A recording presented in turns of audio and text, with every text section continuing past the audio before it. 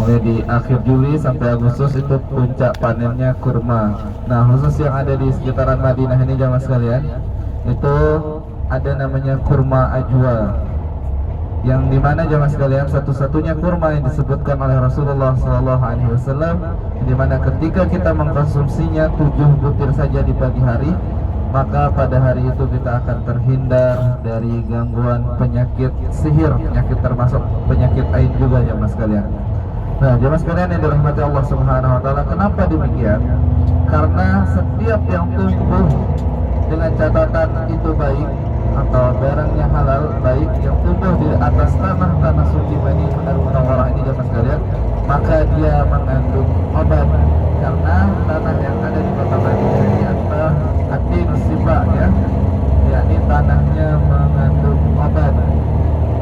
Jadi sesuatu yang tumbuh, salah satu contohnya yakni kurma ajwa tumbuh di dalam tanah suci Madinah Al-Munawwarah ini, maka kurma ajwa tersebut termasuk menjadi obat.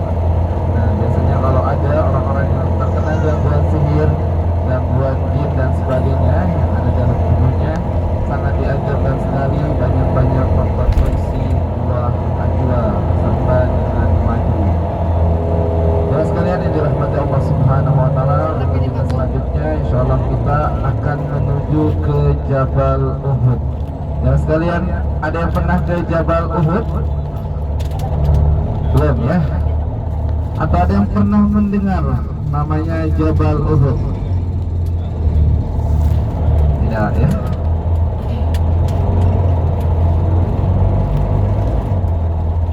Insyaallah jemaah sekalian, nanti mengenai Jabal Uhud, insyaallah nanti kita akan turun di sana dan insyaallah kita akan jelaskan panjang lebar mengenai sirah atau sejarah yang terdapat di sekitaran Jabal Uhud ini jemaah sekalian.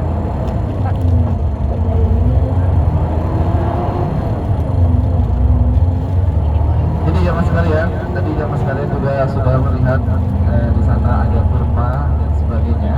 Namun yang ada di toko kurma tadi jemaah sekalian, atau di kebun kurma tadi, ialah kualitas kurmanya bisa dibilang itu yang kualitas nomor 3-nya, ya. Jadi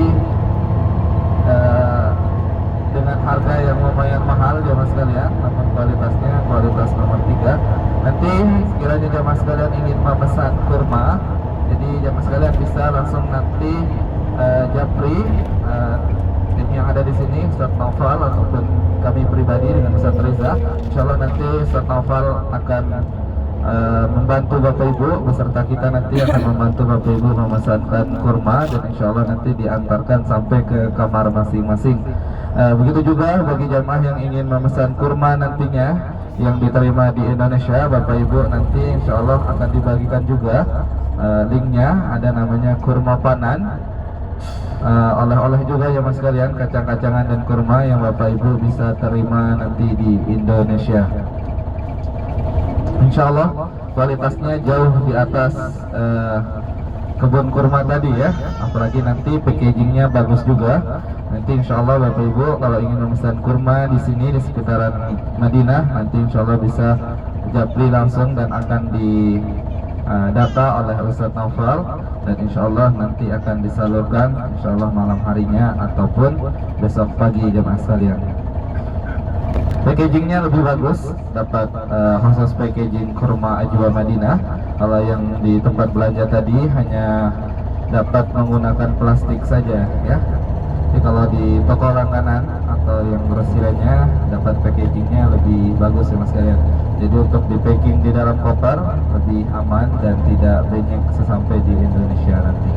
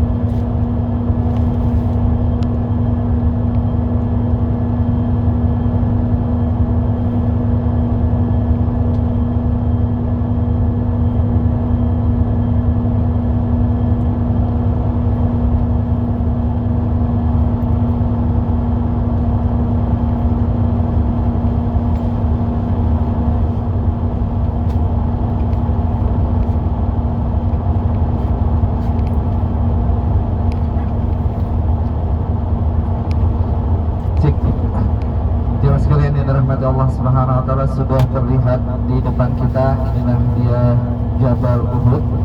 Jadi suatu yang peristiwa yang begitu luar biasa jamaah sekalian, di mana di sekitaran Jabal Uhud ini dulunya terdapat sebuah atau terjadi sebuah peperangan yang begitu luar biasa, di mana disinilah di sekitaran lereng Jabal Uhud ini terjadi perang yang namanya perang Uhud. Namun jamaah sekalian, sebelum kita masuk ke dalam sejarah mengenai perang Uhud ini, jadi jamaah sekalian, berbeda kondisi iklim atau tanah yang ada di kota Madinah, tanah suci Madinah Al-Munawwarah, dan tanah suci Makkah Al-Mukarramah. Jika di tanah suci Makkah Al-Mukarramah, nantinya kita akan mengunjungi beberapa gunung, dan terdapat bisa dibilang banyak sekali gunung yang ada di kota Makkah Al-Mukarramah. Nah, khususnya untuk di Madinah Al-Munawwarah ini terdapat hanya ada satu gunung saja, yakni Jabal Uhud, sehingga diberikan nama dengan nama Uhud. Ini Jabal artinya itu gunung, kemudian Uhud diambil dari kata ahad yang artinya satu atau menyatu jamaah sekalian. Nah, jika kita tarik lurus jamaah sekalian, posisi Jabal Uhud ini sejajar dengan pintu utama King Malik Fahad yang ada di Masjid Nabawi. Jadi kalau kita lihat dari arah kota Madinah, pusat kota Madinah, yakni di Masjid Nabawi, Jabal Uhud ini ialah gerbang kota Madinah. Nah, nanti ada erat kaitan khususnya dengan terjadinya peperangan Uhud ini dan strategi atau posisi Jabal Uhud ini dengan posisi Masjid Nabawi yang sekarang ya mas sekalian. Nah, nanti insyaallah mengenai sirah peperangannya insyaallah akan kita jelaskan langsung ketika kita berada persis di bawah Jabal Uhud ini ya mas sekalian, agar nanti jemaah sekalian, Bapak Ibu bisa melihat nanti pasukan kaum kafir Quraisy datang dari sebelah mana, serta pasukan umat muslim datang dari sebelah mana.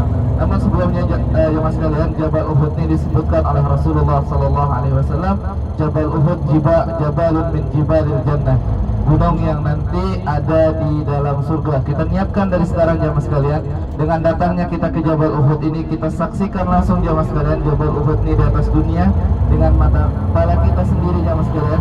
Semoga nanti jemaah sekalian kita dapat menyaksikan juga Jabal Uhud ini dari dalam surganya Allah Subhanahu wa taala. Amin ya rabbal alamin. Jemaah sekalian yang dirahmati Allah Subhanahu wa taala, Jabal Uhud ini juga disebutkan oleh Rasulullah sallallahu alaihi wasallam suatu ketika Rasulullah sallallahu alaihi wasallam bersama para sahabat, bersama sahabat beliau naik atau mendaki ke atas Jabal Uhud ini. Seketika pada saat itu jemaah sekalian, Jabal Uhud ini bergetar. Ya, bergetar Jabal Uhud ini. Kemudian seperti terjadi gempa bumi, Jabal Uhud ini bergetar ketika Rasulullah sallallahu alaihi wasallam berada di atasnya jemaah sekalian. Kemudian Rasulullah sallallahu alaihi wasallam menghentakkan kakinya 3 kali sembari mengatakan, "Diamlah, diamlah." Kata Rasulullah sallallahu alaihi wasallam, "Sesungguhnya qailah wa Uhud, sesungguhnya yang ada saat ini di atasmu ialah seorang Rasulullah sallallahu alaihi wasallam, seorang nabi, seorang kekasih Allah Subhanahu wa taala." Seketika Jabal Uhud langsung berhenti bergetar jemaah sekalian, sehingga Rasulullah sallallahu alaihi wasallam mengatakan, "Jabal Uhud yuhibbuna wa nuhibbukum." Jabal Uhud ini